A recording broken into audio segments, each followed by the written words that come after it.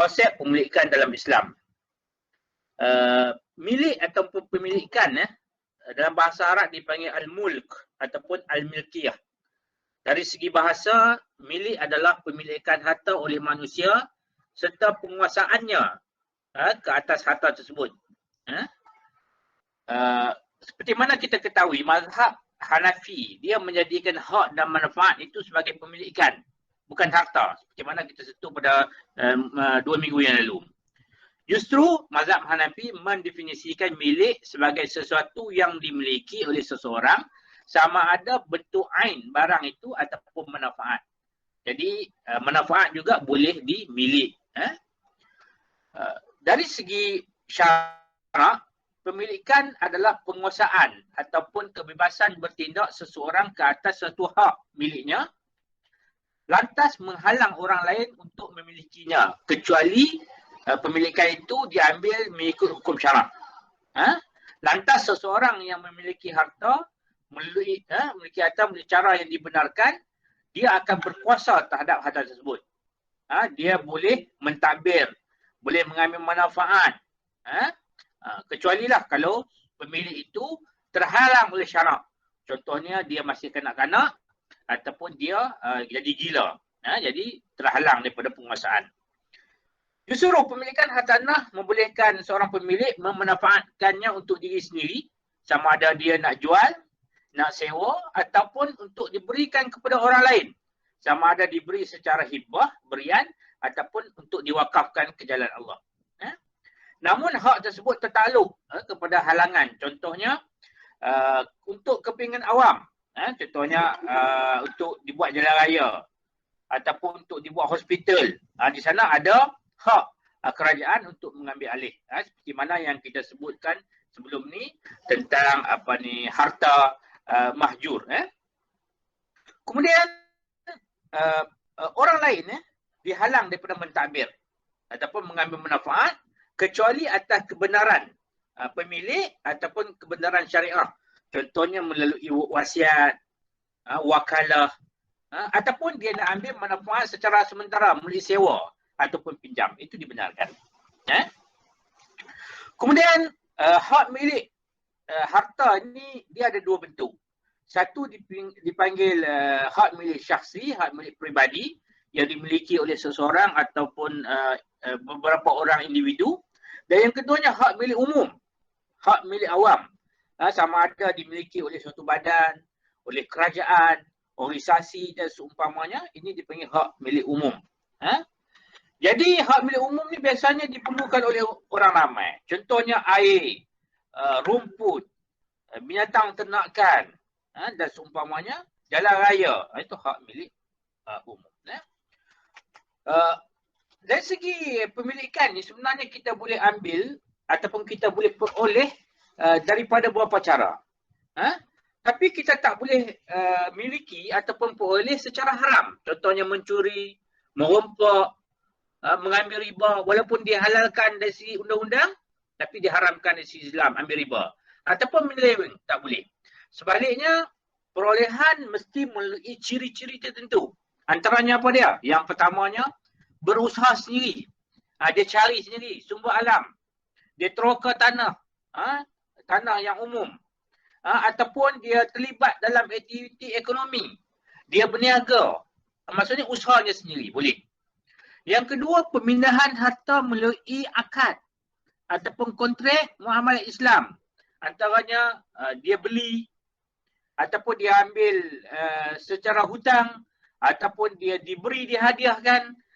Dalam perkahwinan, mahar sebagai contohnya, pemindahan hak ataupun pemindahan harta kepada orang lain. Ini dibenarkan. Yang ketiganya anugerah. Anugerah ni dari segi instrumen Islam ni dipanggil agihan. Islam seperti mana zakat, wakaf, pusaka, nafkah, wasiat, ghanimah, rampasan perang. Ini semuanya instrumen agihan dalam Islam. Boleh jadi hak milik. Kemudian hak milik juga melalui bantuan orang lain. Individu, masyarakat ataupun negara. Contohnya kerajaan bagi BRIM. BRIM ni adalah menjadi hak milik kita. Contohnya pelajar dapat 200 bantuan daripada kerajaan untuk beli buku sebagai contohnya. Dapat kupon buku. Jadi kupon itu hak milik kita. Tapi disyaratkan beli buku lah, jangan beli handphone. Tak boleh. Jadi maksudnya sini ini bantuan. Boleh menjadi hak milik kita. Baitumal dan seumpamanya. Subtopik yang ketiga berkaitan jenis pemilikan dalam Islam. Dalam Islam hartanah ni ada dua jenis. Segi pemilikan. Yang pertama pemilikan sempurna iaitu milkul tam, dan yang keduanya pemilikan tidak sempurna. Al-milku ghairi tam ataupun milku naqis. Ada dua. Kita tengok yang pertama pemilikan sempurna. Pemilikan sempurna ataupun al-milku tam maksudnya pemilikan hartanah yang memberi hak sepenuhnya kepada pemilik untuk memanfaatnya pada bila-bila masa. Tapi mesti berdasarkan hukum syarak. Maksudnya pada bila-bila masa. Hak kita sepenuhnya. Itu dipanggil pemilikan yang sempurna. Yang milkul tam dipanggil. Ini bermakna pemilikan ini adalah salah menyuruh. Meliputi ain barang itu, manfaat barang itu. Maksudnya tidak terhad kepada mana-mana masa. Pada bila-bila masa. Malahan dia tidak boleh digugurkan pemilikan itu kecuali melalui jalan syariah. Contohnya melalui jalan jual beli. Contohnya melalui apa yang berlaku terhadap kita. Contohnya tiba-tiba kita hilang akal. Hilang akal. Jadi gila. Maksudnya pemilikan sempurna kita itu akan gugur. Mungkin waris kita akan ambil alih. Ataupun kita bodoh dan seumpamanya. Itu jalan syarak tidak menjadi masalah. Jadi pemilikan sempurna ini akan kekal di tangan pemiliknya sehinggalah kita ini meninggal dunia. Ataupun jikalau hartanah itu berpindah milik, contohnya kita jual sebelum kita mati. Ini pemilikan itu akan gugur. Justru bila kita melihat kadang-kadang bila seseorang pemilik itu melakukan kerosakan terhadap hartanya, maksudnya harta milkul tam, maka dia tidak perlu membayar ganti rugi. Sebab apa? Hak milik dia. Namun tindakan dia kalau dia sengaja merosakkan harta itu haram lah. Malahan boleh menjadi kesalahan dan boleh ditahan daripada menguruskan harta. Itu syarat-syarat dalam milkul tam. Harta pemilikan secara sempurna ni kita boleh perolehi melalui beberapa jalan ataupun melalui beberapa kaedah perolehan syarak. Antaranya belian, jual beli, pusaka, wasiat, hadiah, agihan zakat, syufa'ah ataupun hak milik kongsi. Ataupun kita perolehi melalui usaha kita memanfaatkan sumber alam. Contohnya kita cari mineral, mengikut undang-undang lah. Ataupun kita memburu haiwan. Malahan kita buat proses pengembangan harta juga dianggap sebagai hak milik kita. Contohnya kita membiarkan haiwan kita, milik kita, kita biarkan. Ataupun kita laburkan harta kita. Maksudnya itu adalah kaedah perolehan pemilikan secara sempurna. Malahan pemilikan secara sempurna juga boleh diperolehi daripada harta yang tidak mempunyai pemilik. Daripada harta mahjur.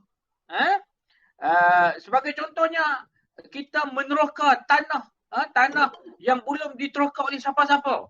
Ataupun kita berjumpa dengan harta karun. Ini semuanya boleh menjadi pemilikan secara sempurna. Justru bila kita menjadi pemiliknya, harta itu boleh kita gunakan sebebas-bebasnya untuk tujuan peribadi, untuk dijadikan modal perniagaan, untuk dilaburkan, untuk dikembangkan. Malahan kita juga boleh untuk jual, untuk sewa, untuk bagi wasiat kepada orang lain ataupun bagi hibah kepada orang lain. Ini semuanya dibenarkan jika kita mempunyai pemilikan secara sempurna. Itu satu. Yang keduanya, pemilikan tidak sempurna ataupun milku ghairi tam ataupun milku naqis. Maksudnya, pemilikan tidak sempurna ini adalah pemilikan hartanah yang tidak memberi hak sepenuhnya kepada pemiliknya. Maksudnya kita selaku pemilik, kita selaku yang pengguna ni, maksudnya kita tidak mempunyai hak sepenuhnya. Sama ada kita hak untuk memiliki barang sahaja ataupun bukannya manfaat ataupun hak memiliki manfaat saja dan bukannya barang. Kita akan lihat contoh nanti. Jadi pemilikan ini adalah secara sementara saja. Dia terikat dengan masa. Contohnya kita sewa. Habis tempoh sewa, kita kena pulangkan balik. Itu dipanggil pemilikan tidak sempurna. Malah pemilikan jenis ini tidak boleh diurusi. Tak boleh kita sewa rumah, kita wariskan rumah itu yang disewa itu kepada anak kita. Tak boleh. Ataupun dalam pinjaman sebagai contoh juga tak boleh. Malahan hartanah yang dipinjam, yang disewa akan dikembalikan, mesti dikembalikan kepada pemilik sebenarnya apabila tamat tempoh. Justru pemilikan tidak sempurna ni ada dua. Satu milkul ain, iaitu pemilikan harta saja tanpa manfaat. Yang kedua milkul manfaat, iaitu memiliki manfaat saja tanpa memiliki harta. Apa contohnya? Milkul ain ni contohnya anak kepada pemilik asal yang telah meninggal dunia tidak boleh memiliki manfaat rumah yang disewa sebelum tamat tempoh kontrak. Macam mana tu? Contohnya bapa dia ni menyewakan rumah kepada seseorang. Tiba-tiba bapa dia ni meninggal dunia. Maka anaknya itu tidak boleh mengambil manfaat rumah tu. Tak boleh guna rumah tu selagi orang yang menyewa masih lagi tinggal dan selagi kontrak sewaan itu belum lagi tamat. Maksudnya si anak ni dia hanya boleh memiliki harta peninggalan bapaknya iaitu rumah tu, tapi dia tidak boleh memiliki manfaat iaitu mendiami di rumah itu. Satu. Yang keduanya milku manfaat. Memiliki manfaat sahaja tanpa memiliki harta. Sebagai contohnya hak pemilikan seseorang ini itu yang menyewa rumah. Maksudnya bila dia sewa rumah, dia hanya memiliki manfaat sahaja. Dia bukan memiliki rumah tu. Bila dah tamat sewaan tu, dia wajib bagi balik kepada tuan rumahnya. Kalau tuan rumah kata dia nak naikkan sewa dengan kontrak baru, maka kena naik sewa kontrak baru. Ataupun dalam hak milik bersama. Itu juga begitu. Contohnya katakanlah tanah kita ni ada saliran air di mana air itu pergi ke tanah orang lain ataupun pergi ke tanah siapa-siapa. Maksudnya hak milik bersama. Maksudnya tanah itu memang manfaat itu kita boleh miliki. Air yang lalu di kawasan kita itu boleh kita miliki. Boleh guna, tapi air itu bukan harta kita, bukan hak milik kita. Sebab apa? Sebab dia adalah hak milik bersama. Sistem pembentungan, begitu juga kalau kita tinggal di rumah flat. Rumah flat tu, kita tak boleh memiliki keseluruhan flat tu. Sebab apa? Sebab pemilikan itu pemilikan bersama, serata. Jadi, kita hanyalah memiliki manfaat. Sebenarnya tangga naik. Tangga tu kita tak boleh buat binaan yang lain. Sebab bukan hak milik kita. Kita hanyalah boleh mengambil manfaat untuk naik tangga itu sahaja. Itu pemilikan tidak sempurna. Justru pemilikan tidak sempurna boleh diperoleh melalui beberapa cara lah. Antaranya pinjaman, sewaan, manfaat, wasiat, manfaat, wakaf bersyarat. Wakaf bersyarat ni maksudnya kita wakafkan, tapi wakaf untuk diambil manfaat sahaja. Bukan untuk pemilikan. Itu juga dibenarkan. Itu dalam bab wakaf. Nanti kita akan bincangkan. Kemudian sesuatu keizinan. Ibahah dipanggil. Boleh juga. Selagi tuan harta itu membenarkan, mengizinkan kita menggunakannya, boleh. Tidak ada masalah. Dan akan tamat bila keizinan itu ditarik balik. Sebab apa? Sebab bila kita sebut tentang harta, di sana ada tanggungjawab. Sebab dari segi Islam, segala harta dan juga antara langit dan bumi ni segala isinya adalah milik Allah Subhanahu Wa Taala. Hartakah, kekayaankah, anak pinahkah, semuanya milik Allah secara mutlak. Yang kita ni hanya diberi pinjam oleh Allah Subhanahu Wa Taala. Lillahi ma fis samawati wa ma fil ardh. Allah kata segala yang ada di langit dan yang ada di bumi adalah hak milik Allah Subhanahu Wa Taala. Adalah kepunyaan Allah Subhanahu Wa Taala. Bila kita sebut hak milik mutlak Allah, kepunyaan Allah, maksudnya kita ni bukan hak milik kita secara mutlak. Kita hanyalah pemilik yang terbatas, yang tidak mutlak. Maksudnya hanya kita ni diberi pinjam sahaja. Maksudnya tugas kita adalah mentadbir. Tugas kita mengguna. Tugas kita adalah pemegang amanah untuk menguruskan harta. Justru harta yang kita dapat ni adalah kurniaan Allah SWT. Yang kita ni bukan setakat bawa harta itu, kita juga membawa bersama harta itu akan amanah dan tanggungjawab terhadap harta yang kita miliki. Justru kita bertanggungjawab memperoleh, mengurus, membelanja serta mengagihkannya mengikut kehendak Allah SWT. Kita tak boleh pandai-pandai urus harta ni ikut kepala otak kita saja. Sebab apa? Sebab kita bertanggungjawab menggunakan harta kita ini dengan baik dan mengikut syariah tanpa mengganggu ataupun merosakkan hak milik orang lain. Malahan Allah Subhanahu Wa Taala mempunyai hak untuk menuntut hamba-hambanya untuk mengguna dan menguruskan harta itu sesuai dengan syariatnya. Sebab apa? Sebab pemilik harta yang sebenar adalah Allah Subhanahu Wa Taala. Kemudian kita juga walaupun kita dakwa harta yang ada ni adalah hasil usaha kita ataupun kita ni tenaga kita. Tidak. Walaupun tenaga kita kita hanyalah sekadar mencurahkannya dalam proses mengeluarkan suatu barangan. Kejayaan mengeluarkannya ataupun hasil yang terdapat itu adalah kuasa Allah Subhanahu Wa Taala. Kita hanya sebagai orang yang menguruskannya sahaja. Contohnya, kita guna tenaga kita semai benih. Tapi yang menghidupkannya, yang membesarkan benih itu semuanya di bawah bidang kuasa Allah Subhanahu Wa Taala. Kita tak mampu. Sebab tu kita tengok kadang-kadang kita tanam pokok durian. Bajal kita taruh tapi tak hidup-hidup. Tapi pokok cempedak kita tanam, kita tak tahu bajal pun.